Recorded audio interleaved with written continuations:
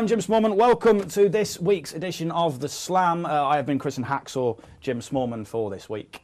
Joining me in the studio, two guests. One has returned from last week. It's the lovely Miss Rhia O'Reilly. Hello. Hello, who we can't keep out of the studio now. We've invited her in once. And secondly, our special guest today is the wonderful Mr. Jimmy Havoc. Hello. How are you, sir? Very good, thank you. Yourself? Yeah, I'm excellent. I mean, I have to ask you three questions beginning of every show. Okay. New guests. Right. I have to ask you basic questions, three of them. Question number one. Yep.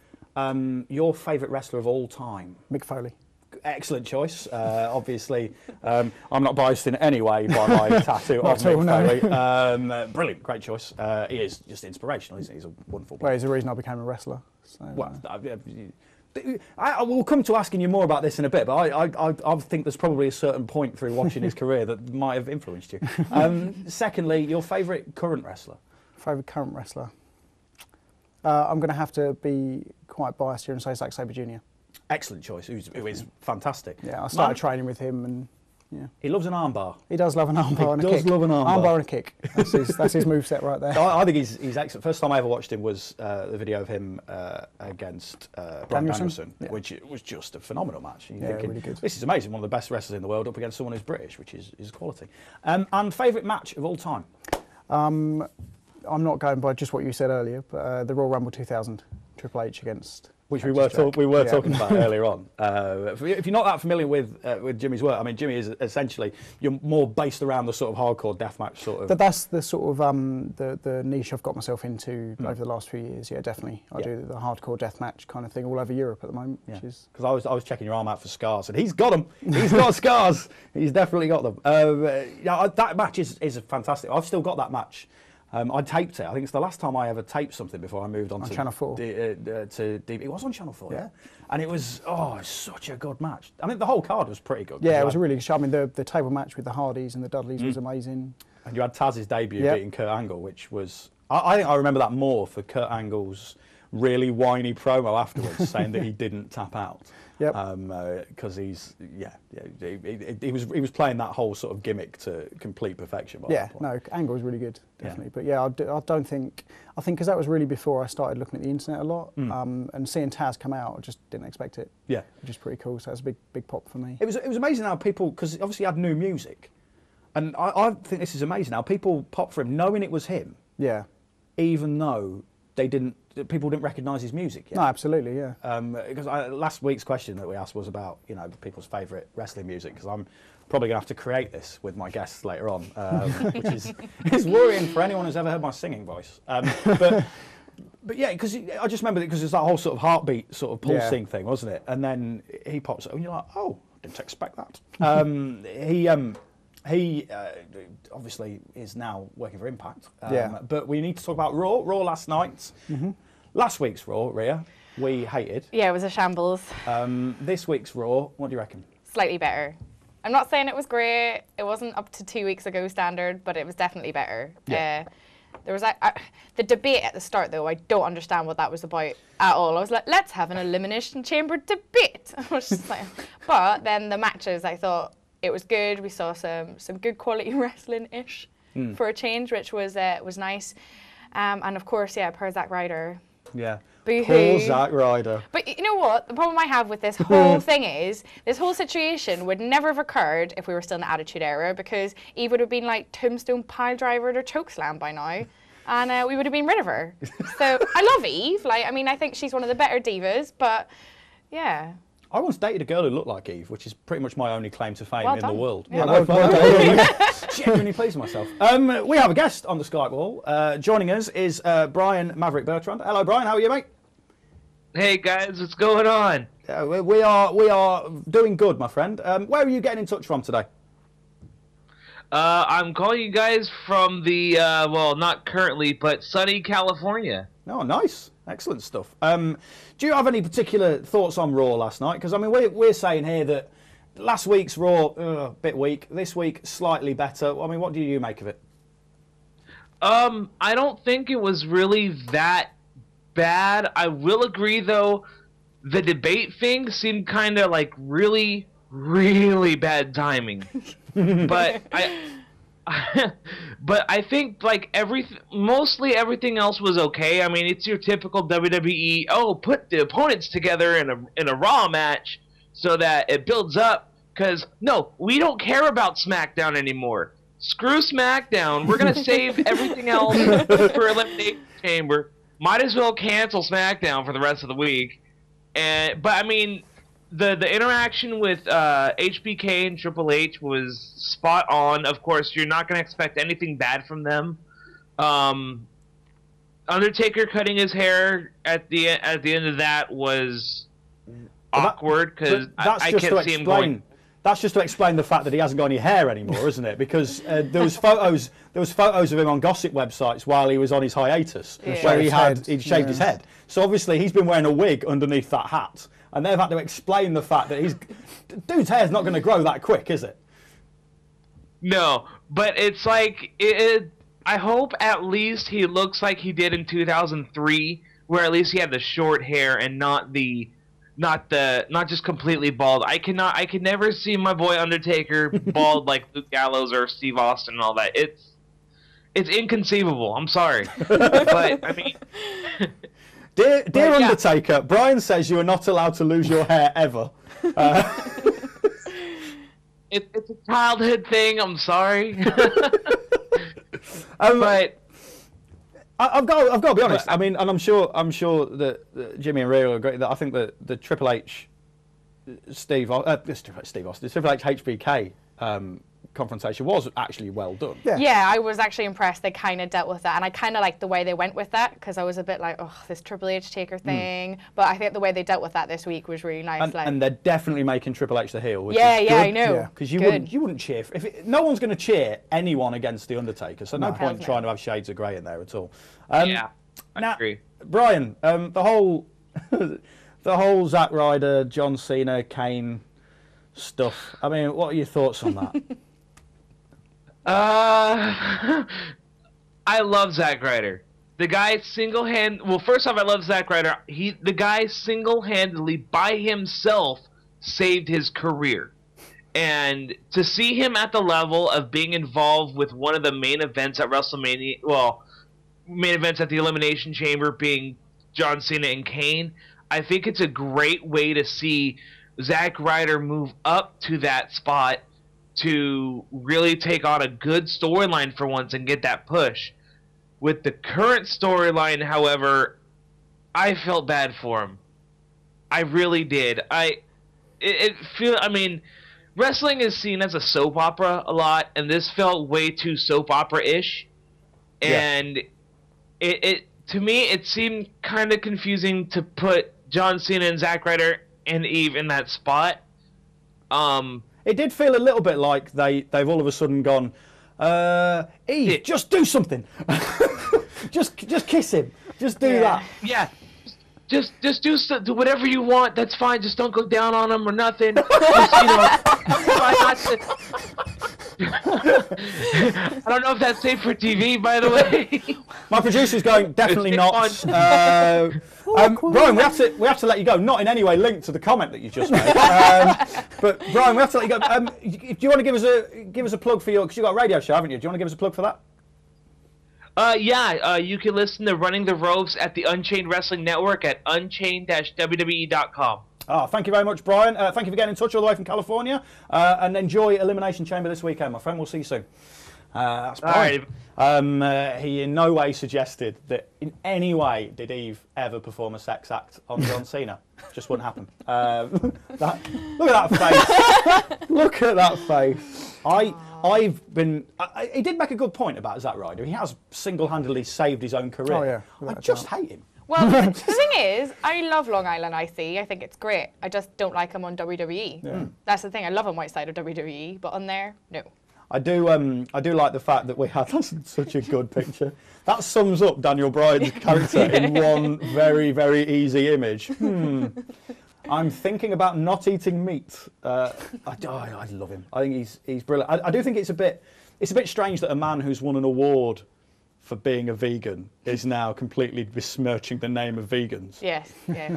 Although, you know, because most of the vegans I know are pretty mild-mannered people normally because they haven't got any energy from not eating meat. But I mean, he is fairly. Well, I don't know if you've ever seen Scott Pilgrim, you know that vegans are evil. So you got to watch out for that. Yeah, well, you know, that's obviously where they got the influence from. I did like this week on Raw that John Cena's got a new chant now, which is all the men in the arena just chanting, "We all hate you," which is so accurate as well. He's over. It's the main thing. Well, we've discussed this several times here. Is that he's definitely a heel because fans hate him. He's more hated than people who are meant to be heels. Yeah. I think he's got more heat than Daniel Bryan. He's got more heat than Dolph Ziggler, for example. So I think it's, you know, I think he's definitely over as a heel now. Yeah, definitely. So we have another Skyper who is now this is already awesome. My agent John is sat in the studio today. Who's now laughing. The reason for this is that. Our next Skyper is wearing one of my T-shirts, which is amazing. Our next Skyper is Patrick Baker. Hello, Patrick. Hello. Hello. What a lovely T-shirt you're wearing, Patrick. Thank you. It's an excellent. It's my T-shirt. Patrick. I would have worn my Fozzy shirt, but I didn't want to be a Chris Jericho wannabe. That's fair enough. It's fair enough, man. So he just wants to be you instead. Yeah, he just wants to be me, and to be fair. It's a good goal. Patrick, first of all, can I apologise for not coming to see you last night? Basically, people who aren't aware, I don't just go and I don't go and hang around with our viewers. I'm a stand-up comedian. I've been poorly, and I was meant to be in Aberystwyth last night, where Patrick is at university, and I didn't get a chance to go because I was ill. So, but Patrick, you'd done something for me as well, hadn't you, mate? I have, yes. I made you a cake. This is. What was the theme of the cake, Patrick? This is just to prove what a dedicated young man he is.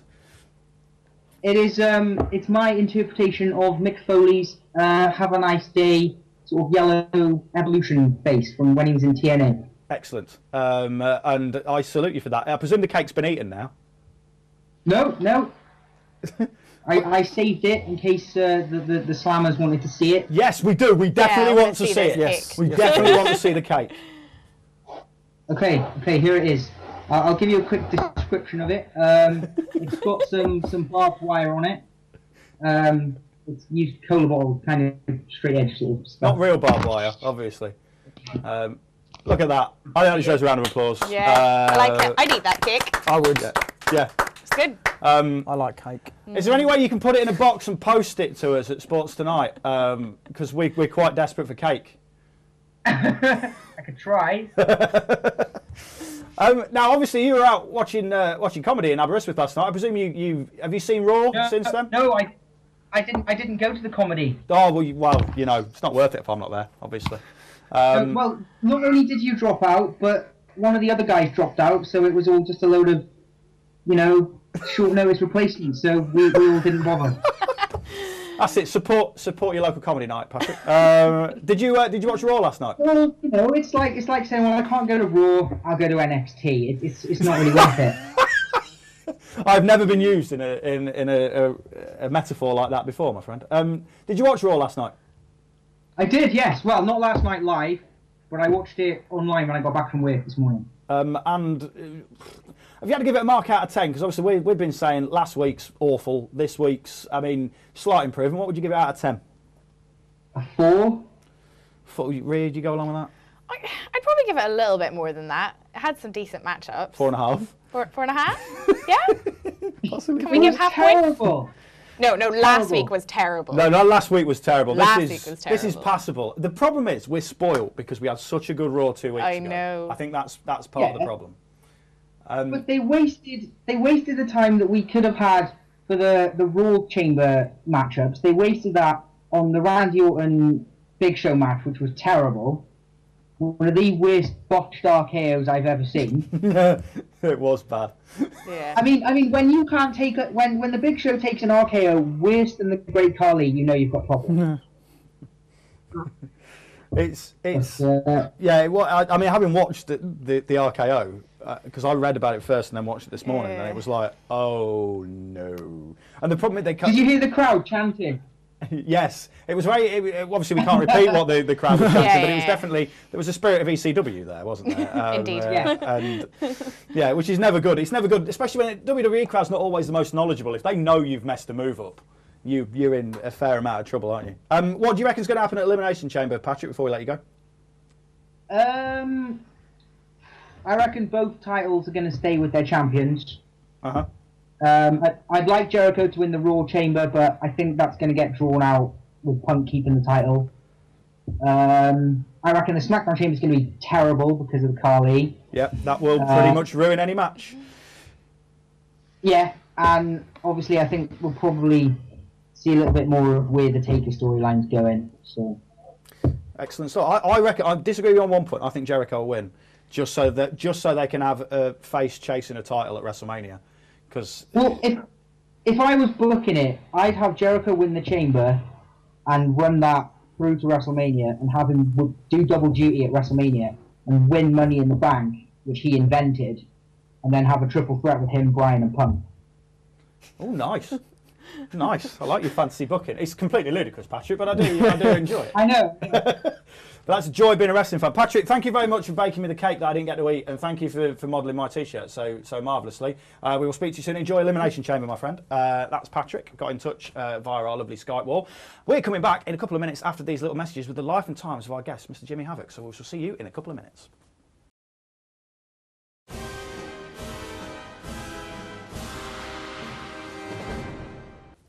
Yeah, welcome back to part 2 of The Slam. I am Jim Smallman, you're watching Sports Tonight TV. And joining me in the studio, we have our repeat guest, Rhia O'Reilly, who is we're very happy to have back. And we have Mr. Jimmy Havoc as well, who's our special guest today. Thanks. And if people aren't necessarily aware of Mr. Jimmy Havoc, then, well, watch this and you'll get a little bit more of an idea of what he's all about.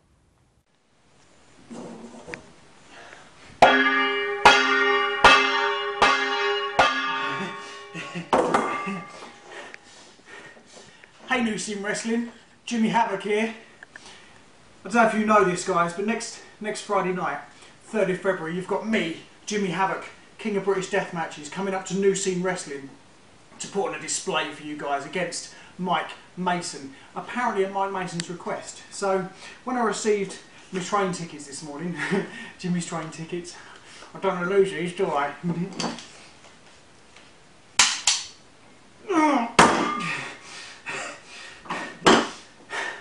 When I received those tickets, I thought to myself, well, I better get in training, anyway.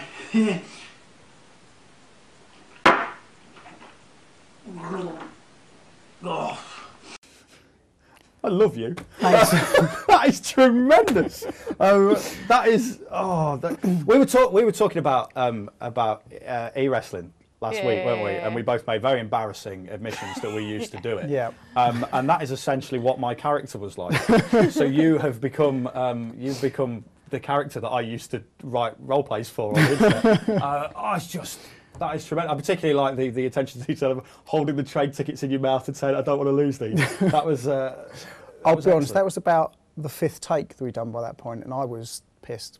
I was drunk by that point because I thought, well, I don't want to fake it with water, so we just started using vodka, and Mum wasn't too pleased when half a bottle of vodka had gone, and I pretty much drunk all the beers in the house. I love the idea of your mum coming in and going, oh, he's doing promos again. Whole house has been drunk dry. Now, we mentioned the first part of the show that obviously you're known for being a hardcore wrestler, like you say, King of British Death Match in the promo. I mean, what to you, we mentioned as well that Mick Foley's your favourite wrestler. I mean, when you were training as a wrestler, because you've been trained, you know, you got the fundamentals as... Yeah. Absolutely. I mean, I was trained at the Hammerlock Wrestling School by John Ryan and Andre Baker, which was the first school ever in Britain, and I found it was just down the road for me, so I thought, well, I'll give it a go. So I was training the fundamentals there, but I've always loved ECW and sort of Foley's style of wrestling. And we started doing shows at this place called the Tap and Tin in Chatham, which was an over-18 show where we could go wherever we wanted. And I ended up getting the chance to do a hardcore tag match. And I went through a table, got hit with chairs and stuff, and I thought, well, that's not too bad. And then it just kept escalating, and I kept thinking, no, it's not too bad, I'm not dead yet. Let's keep going with it. And it just escalated from there, really. I mean, what's the craziest thing you've ever done? To be fair, like, for me, I don't think anything I'm doing is crazy. I never go into something thinking, I'm going to die. Because if there's something I wasn't comfortable with, I wouldn't do it. No, precisely. And this is something we were chatting about off air. Is you want to be able to do things that an audience watches and goes, ooh, but you don't want to do anything that's going to kill you. No, because obviously we'd like you to be doing it next week. You know what I mean? I mean, there's a lot of people who think everything I do is incredibly stupid, and I can understand completely where they're coming from, Rhia. But I'll tell you, I think the one thing I regretted the most at the time was my back had been cut on with light tubes, and we got lemon, and we cut lemon in half, and and I honestly didn't think it'd be that bad. Yeah, most painful 30 seconds of my life that was. Yeah. But then I'm thinking it cleaned the cuts, so swings and roundabouts. Yeah. You know. So, you made a perfectly good. I mean, Rhia, I have to ask what your opinion is, because I know you and Jimmy are mates. I love what Jimmy does.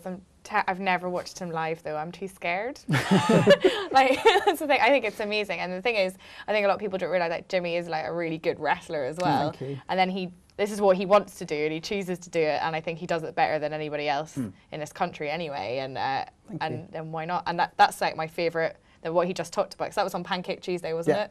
That lemon juice. See, that awesome. makes it even better. Yeah. In itself, brilliant. The fact I didn't know it was on Pancake Tuesday. Yes, it was. Oh, that just makes it incredibly British. Yeah. Frying pans, lemon. It was good. I think, I mean, we were talking about Mick Foley. Obviously, I've met Mick doing his stand-up tour, and you know, he was a brilliant wrestler as well as being able to do. Or he wasn't just like Ric Flair called him a glorified stuntman. He could do all the fundamental stuff. His match against Shawn Michaels is one of the best matches ever. He had his place on the card, and he'd done what he was good at. You know, he took good bumps. He was very charismatic as well.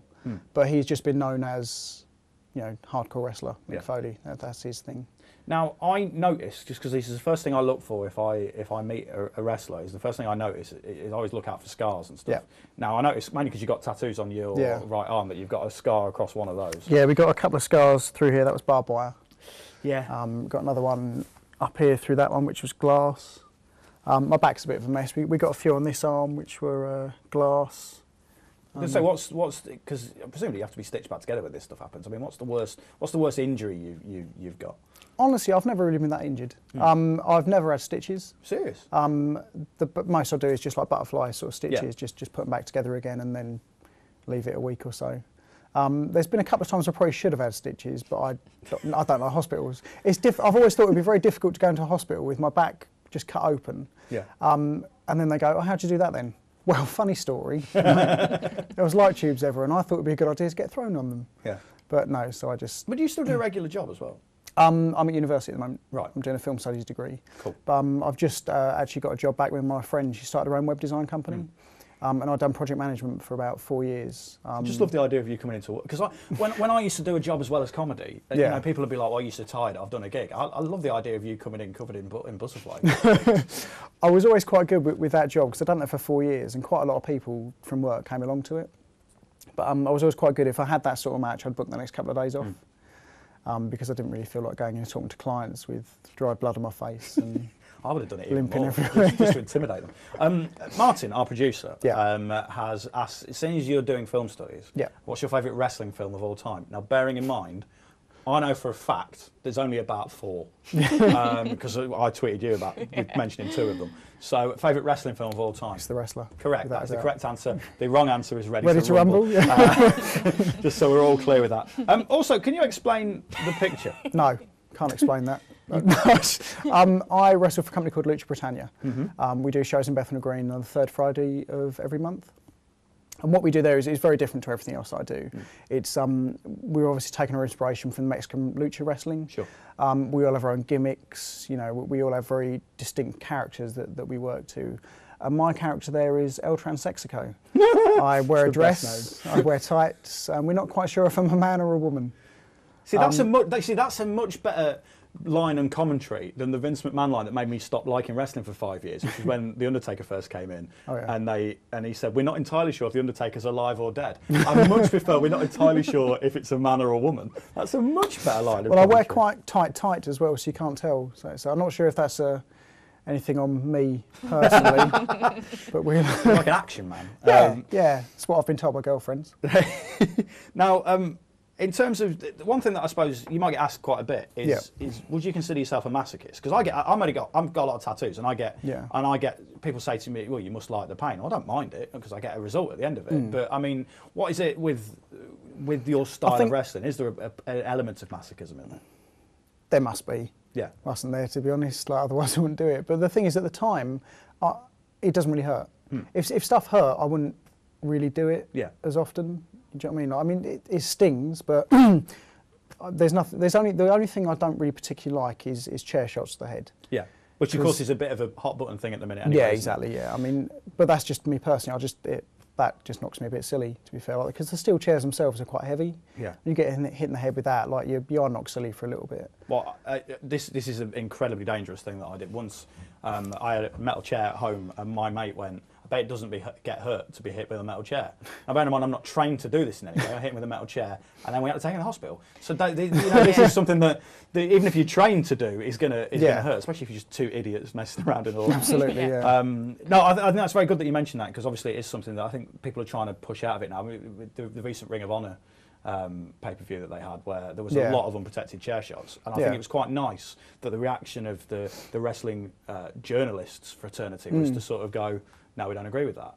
Whereas, 5 years ago it would have been, chair shots. Whereas the thing is, I think it got to the point 5 years ago where, because people were using chair shots so much, no one cared. No one thought, everyone thought, it can't hurt then if they're doing it that often. Whereas if you do it once every now and again, I think it has a lot more impact. Like at last year's Mania, where Triple H hit Taker with the chair. Yeah. That got a massive pop from me. It got massive, because everyone thought, right, that must be the finish then. They don't do chair shots anymore. It's all about building to a certain point, isn't it? And telling the story in that way. I have to admit, I do quite like the sight of my own blood. As odd as that might sound. No, it doesn't.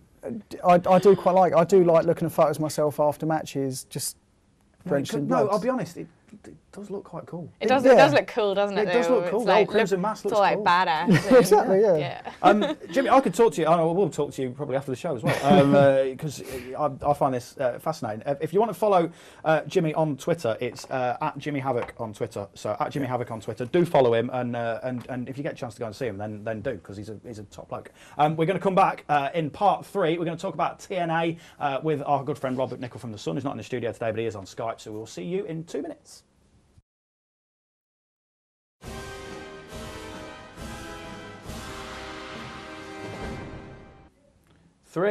Part 3, not to be confused with 3 Count, who were terrible in the latter days of WCW. Terrible. Proof that sometimes if you have a number involved in your stable's name, they will be rubbish.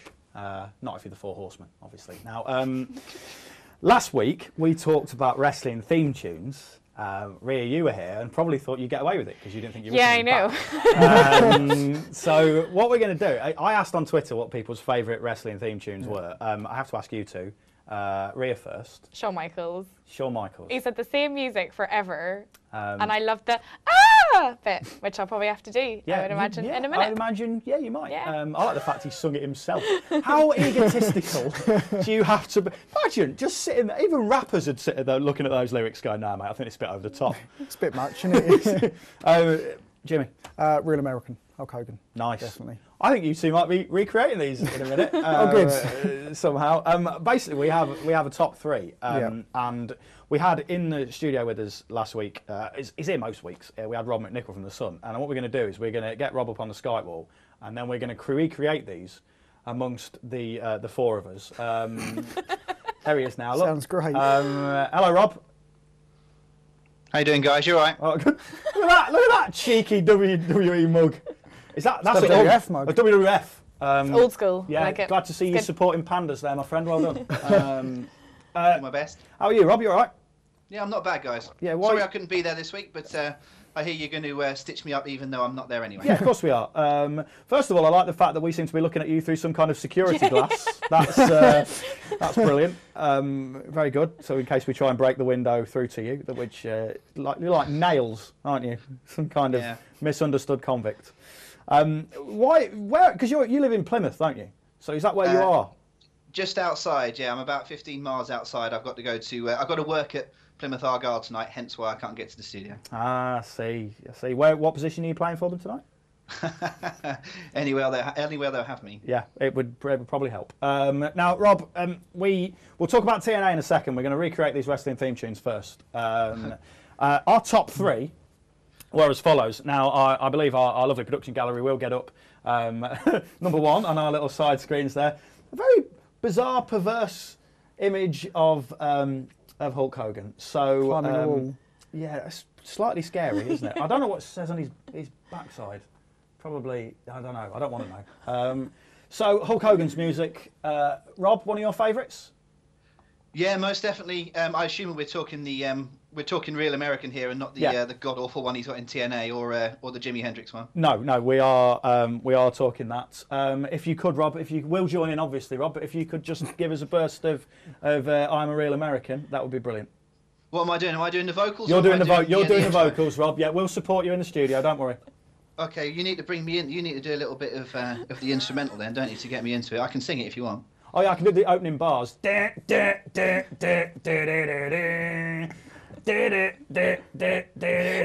Go, Rob. Well, it comes crashing down when it hurts inside.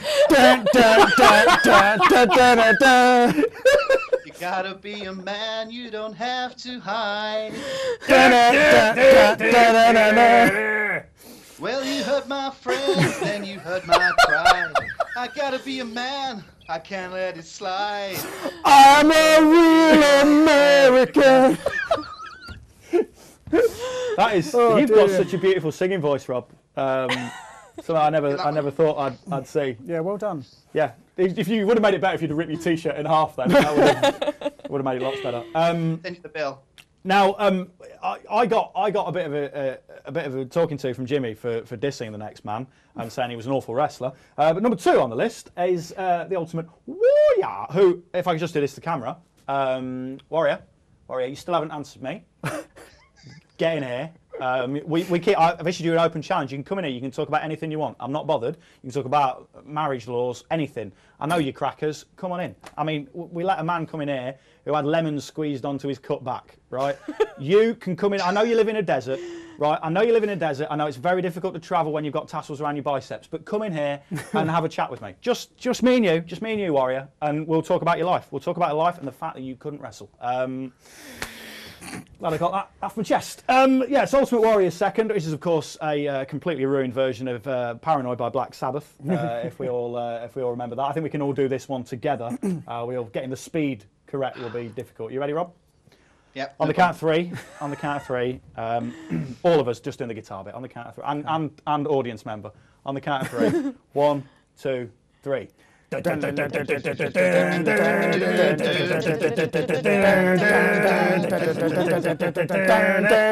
went like that. And it wasn't that good. And the Rockers' music was exactly the same, wasn't it? If I remember correctly, Rob. Yeah, pretty much. Yeah, slightly different, but pretty much they all sounded like a little MIDI version of a theme song that they just tweaked around a little bit. Indeed. And number one on the list, Rhea's dream is going to come true, because Rhia now is going to replicate the opening of the Heartbreak Kid, Shawn Michaels. And incidentally, it says China on his backside. I'm fairly sure it's not the lady. Rhia, if you could recreate the opening squeal. The squeal. And then Rob, if you could go into the vocal for us, mate, that'd be really good. It's me on vocals again. Yeah, I can't remember the words, mate. So, I mean, don't get me wrong, me and Jimmy will definitely back you up. We won't. We'll definitely back you up. But Rhia, if you could... There's a little bit before, though, isn't there? Someone needs to do that bit first. It's the dun dun dun dun dun dun. Jimmy's doing that bit. Yeah, do that, and then I do the squealy bit. Okay, okay, right, here we go. Dun, dun, dun, dun, dun, dun, dun, dun. Ah! I think I'm cute. He's got the look. Go on, Rhia. This is... It's disturbing on so many levels, Rob, if we let you sing that completely. What are you saying? He doesn't drive the girls wild? He does, I've seen him. He's a very popular young man. Rob, let's talk about something more sensible, and let's talk about TNA. Or Impact More Wrestling, sensible? as it were. I just say it might be the first time that TNA has been more sensible than something on a wrestling show, but okay, we'll carry on anyway. To be fair, Against All Odds was last weekend. From what I've heard about, I've not watched it, I'll be honest. I'll hold my hands up and say I've not watched it. From what I've heard, it wasn't the greatest pay-per-view in the world. And, you know, in particular, there was one scary moment with injury to Jesse Sorensen, wasn't there? Yeah, that's the only bit I've seen, actually. I've tried to stay spoiler-free. There's a couple of results that I know about. Obviously, I won't mention them here. But, yeah, I heard about what had happened to Jesse, so I had a look at some of the footage of that. It actually, bizarrely, doesn't look too bad at the time. It's obviously, with hindsight and knowing that he's sustained a pretty severe neck injury, and obviously we wish him all the best right now. But looking at it in real time, it doesn't seem too bad. It's just when you see him on the outside and he's basically trying to get up and looks like he can't. It's a very, very scary moment. And with everything we've seen this week, I mean, with R-Truth missing a move last week, and obviously this, you know, he was okay, but it does bring home that, you know, it's a pretty dangerous game, and obviously the guys in the studio there will, I'm sure, nod in their head and understand that greatly. But it's I think everyone just kind of hopes Jesse's going to be okay. We haven't had a really, really nasty injury of this sort of scale since Droz, really. So that's obviously the fear. But I've heard that, you know, he's got some feeling back in his extremities, and that hopefully he's going to be on the mend soon. I was going to say that's the last thing I read this morning before I set off for London to record this, was that hopefully, fingers crossed, you know, he's looking like he's on the mend. Obviously, we can't speak too much so far, but I think they're saying he's got to see a neurosurgeon and everything like that. So it is fairly scary. I mean, you guys in the studio, I mean, if you're wrestling someone and hopefully you guys have never had to experience, you know, either something that bad happen to yourselves or to someone else, but you are, it's weird because with Zema Ryan, he had to kind of do the whole show goes on thing, didn't he? And yeah, I think it's difficult. I think it depends on where. I mean, luckily it was at the outside of the ring, so he could just get back in, no more touching him, count out, done, sorted. I've had a match once where I did hurt myself, and I was quite scared. I got thrown through a table in the corner, and I honestly thought I broke my neck. Went straight to hospital and stuff, but luckily it was okay. It was just a bit of a stinger, but it was the finish. But the thing is, it depends on your mentality, like how you're feeling in the match. If you can still move, I know a lot of guys will probably still carry on. There's a good friend of mine, Thumbtack Jack, in Germany, who broke his neck mid-match, carried on with the rest of the match, went to hospital afterwards and basically said, look, your neck's broken, you're not leaving hospital. So at the time he was obviously feeling okay, and he carried on, but probably wasn't, you know, the best move to do in hindsight. Yeah. But I don't know, I think I'd get scared. If someone else got injured in the match, I'd lay on and pin them, done. Yeah. Get it over with. There's no point in them injuring themselves anymore. I mean, I remember watching the Steve Austin Owen Hart match, where obviously, you know, he broke his neck, and I remember, you know, the wherewithal between two guys to still make the match go to a vaguely sensible finish was, you know, was tremendous. Now, slightly different news coming out of Impact Wrestling, Rob, is something that I've been to watch TNA when it was called TNA, and I chanted something that finally they've listened to, which is Fire Russo. He's gone. What's the story? Well, he seems to have. I've been sending emails back and forth all over the place for the last 2 or 3 days, trying to find exactly what the situation is. From all I can tell, that there appears to be no general consensus amongst the talent or even some of the staff there as to exactly what has happened.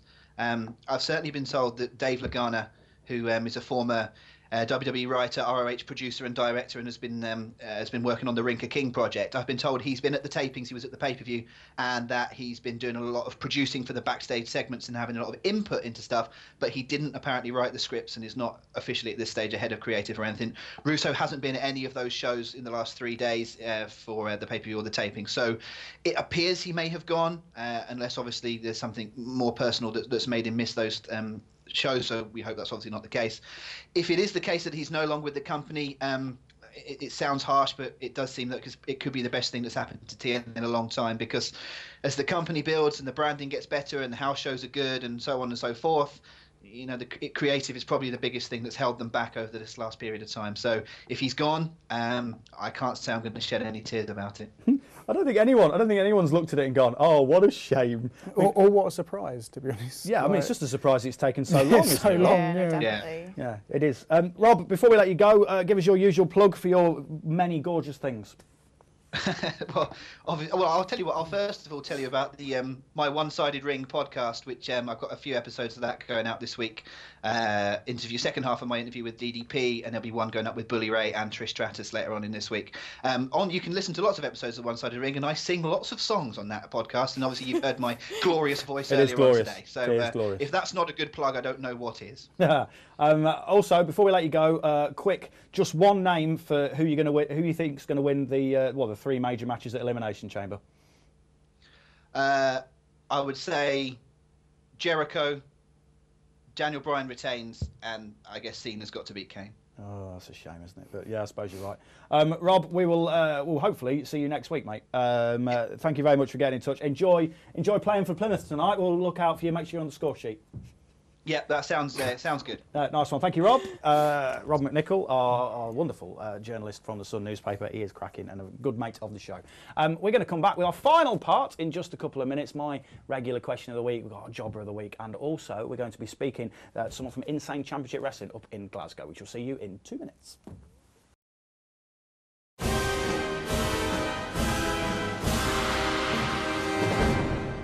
4. An acceptable number of fingers to hold up if you're in a stable. Four Horsemen's music, of course, brilliant. Just a lot of 1980s guitar. It is one of my favourite. It's on my iPod, and it does make you look like a bit of a nerd if you're, in that sort of situation where you plug it through speakers and people go, yeah. What's this? Once I had it go from the Four Horsemen music to the one Kelly Clarkson song I owned, which I downloaded for my sister. Wow, Jim. Yeah, I know. Well done. I feel I've confessed too much. My guess. I won't show you my iPod. Are you like Mick Foley though? In that Mick Foley listens to really, really nice, polite, gentle music. I go from that to the other extreme. Yeah. My iPod goes from like Elton John, George Michael, Savage Garden. I love Savage Garden. I'm not going to have anything bad said about Savage Garden. They're amazing. I know a lot of guys that love Savage Garden. It's Darren kind of Hayes weird. got a really Do you good know a lot of voice. guys who are covered in as many scars as him that like Savage Garden? No. But then it goes to the other end of like Slipknot and Cradle of Filth and that sort of thing. Which is what I think what people expect Me to listen to. Yeah. But I mean, at the moment, I'm really loving. Have you heard of a girl called Birdie? Really loving her album at the moment. Really good. So I'm quite liking the sort of acoustic-y sort of rock at the moment. You should do that. Just freak people out. Just freak people out and just wander down to the ring one time listening to Skinny Love. Just do that. Just do that. Yeah. And just watch people go, what? What's going on? Now, we're going to talk about, we like to publicise a different British promotion each week. I happened to be in Glasgow this last weekend working. While I was there, I bumped into some friends of mine who are involved with Insane Championship Wrestling. Now, I know you're going up there to wrestle for them in a couple of weeks' time. But we have got ourselves a little bit of a video for you to watch. So there's a couple of minutes of ICW for you right now. We're coming to you live from the sold-out Classic Grounds here in Glasgow!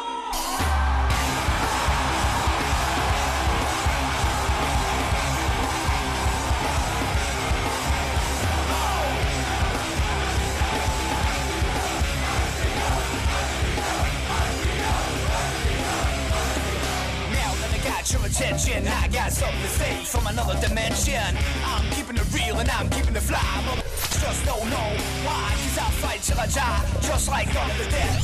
Fight to survive, got a beast in the cage, got no respect. Another hangman's coming with a rope for your neck.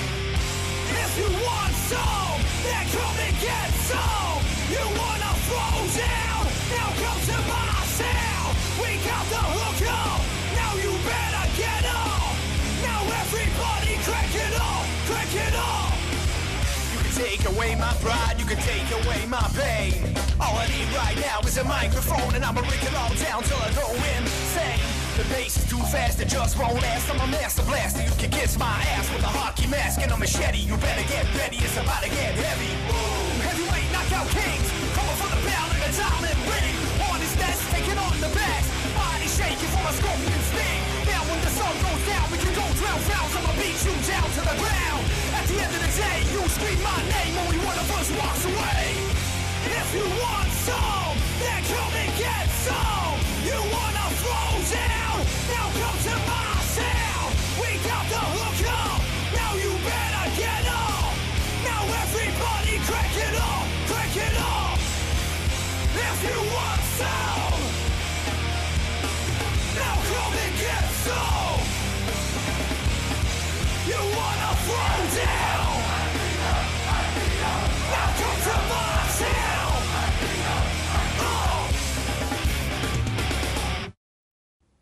you know what? I'm genuinely loving the fact that we're getting sent videos by different promotions here in Britain to the Slam, and we get to publicise what other people do, because a lot of the time you might not be aware of it, especially if with Glasgow being a fair way away from most people. I mean, I was aware of their work because I know people who work for them. The comedian Billy Kirkwood is their ring announcer, for example.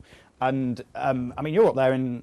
I'm up there in April. Yeah, I'm going up April the 1st. Their show on WrestleMania Sunday. Oh, excellent. So we're doing a show that evening, then an after party where we're watching WrestleMania, which would be pretty cool. Oh, nice. Yes, I'm looking forward to that. Don't get too injured. I mean, I don't want you to have to. I don't want you to have to be covered in blood and stuff, because you know. I'm hoping I'll be able to get a shower afterwards. Yeah. But I'll just wash it off with beer if not. Fine. Just live that gimmick. Yeah. Just, you know.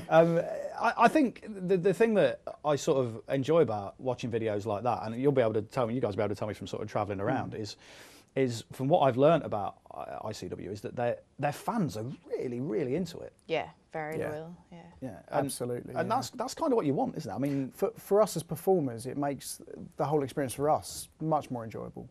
Now, if you do a show in front of, you can do a show in front of 1,000 people. If they're all sitting there silent, you're not going to care. If you do it in front of 200 people and they're screaming their heads off, perfect. It just makes the whole thing a lot better for everyone really involved. Yeah. And from what I've seen of ICW and from what I've heard from more friends, like, their crowd up there is amazing. Yeah, I mean, it looks it from that video. Yeah. I've seen bits of the match that ended up on outside on the street. The street fight one, which I think was because a ring broke. Yeah. So they had to improvise, which is and that's the best improv I've ever seen. It's real good. Well, I suppose you've got to be in that. If you're in that situation, you've got to know. Yeah, you've got to know what to do. Yeah. You've got to find a way out of it. And you also noticed, you saying that two of the girls you know from E. Yeah, Keely Ray and Carmel had a hardcore match. When I heard they were going to do that, I was a bit scared for them, but it was amazing. I was so impressed by what they did, and they came out that battered and bruised. They really did. Yeah. But I think, like, obviously any kind of matches like that are crazy, but I don't think they expected the girls to do it, and then they went and did it, and it was pretty badass. Relatively speaking, I mean, the girls are going to be as tough as guys. I mean, it's just a preconception that girls, just because of how we're all raised in society. But I mean, if you're trained to wrestle, you're going to be able to take the bumps just as the same as anybody else. Yeah, absolutely. You know, I mean, would you, if someone said to you, I'll pay you double the money if you did a hardcore match, would you do it? I don't know. I think it would depend on the situation and who it was with. Because I suppose you've got. I mean, trust's probably a big factor. Oh yeah, absolutely. Right situation, I guess. I think I probably would, but I don't know. I think it'd be one of those things you wouldn't know until they asked, and then I'd be like, oh, would I? Now, who are you up against when you go there? We're doing a tag team match. It's myself and a guy called Iceman, who retired a couple of years ago, but he came back for one show in WXW against me, which I was really proud of to do that, because I sort of, when I started wrestling, like, he was a guy I've always really wanted to work with, so it was pretty cool. But we're doing a tag match up there. It's me and Iceman against Jester and Chris Renfrew up there. It's a death match, so that should be fun. Excellent.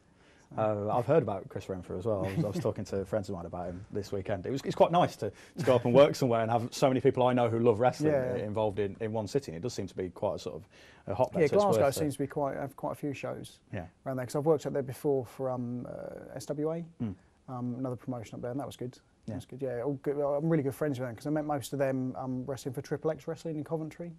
Who aren't around anymore, but yeah, made friends there, flew me up. I went to watch Triple X because I live near Coventry. And I went to watch some Triple X. Yeah, it would be a fair while ago now. Yeah. So yeah, I had long hair back then.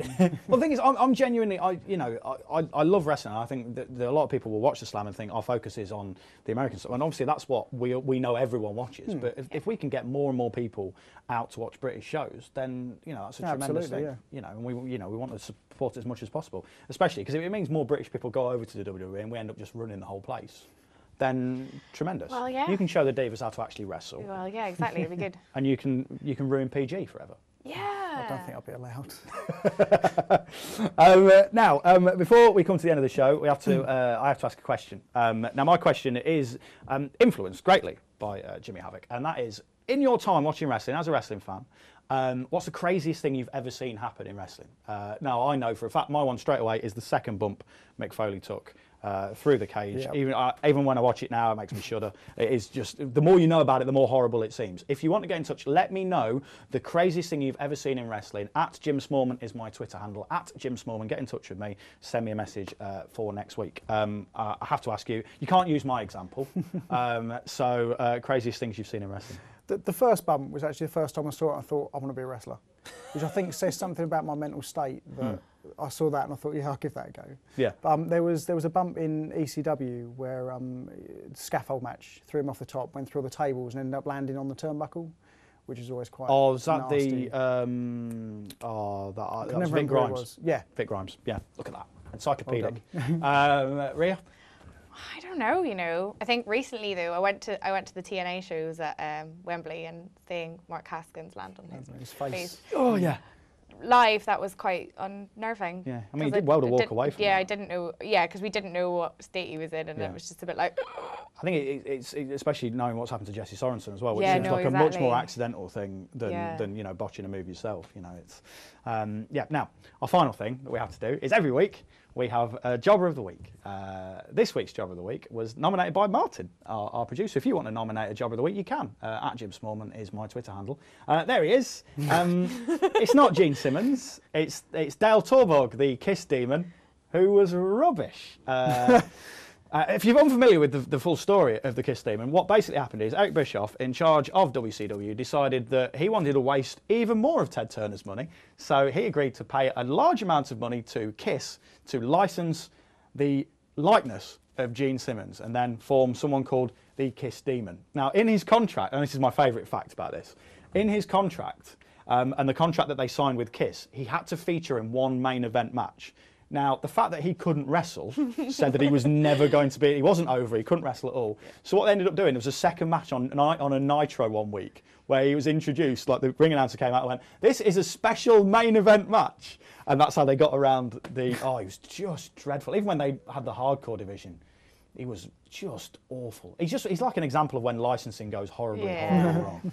I mean, have you guys ever wrestled on shows where, you know, like people have used fairly sketchy gimmicks that have been nicked off other people? Because it does happen. It happens a bit more on independent shows, doesn't it? Yeah, definitely. Now, that's pretty much it for this week. My guests this week, and I'll let them do a little plug for themselves again. Miss Rhia O'Reilly, once again. Please plug things. Yes, Pro Wrestling Eve pay-per-view this weekend through divadirt.com. Starts at 7 p.m. UK time. And on Sunday, I'm going to be wrestling for WrestleForce in Essex as well. So it's my debut for them. So excellent stuff. Well, good luck. Yeah, thank you. And Jimmy Havoc. Follow me on Twitter at Jimmy Havoc. I'm trying to beat Terry Fraser at the followers. So we'll sort that out. We'll get that. We'll get that on. So we got ICW coming up 1st of April up in Scotland. Lucha Britannia in Bethnal Green every third Friday of the month. If anyone's interested in becoming a wrestler, yourself, obviously. There's the Lucha Britannia Training School, which is perfect. They do 3 nights a week there. Or the IPW Training School, which I help run every Sunday just outside of London. So get in touch with me, give me a shout, and I'll send you all the details for all that. Excellent stuff. Thank you very much, both, Jimmy Havoc and Rhia O'Reilly. I have been Jim Smallman, your host for The Slam. We'll return next week with more wrestling-related chat and goodness. Thank you very much for watching. We shall see you soon.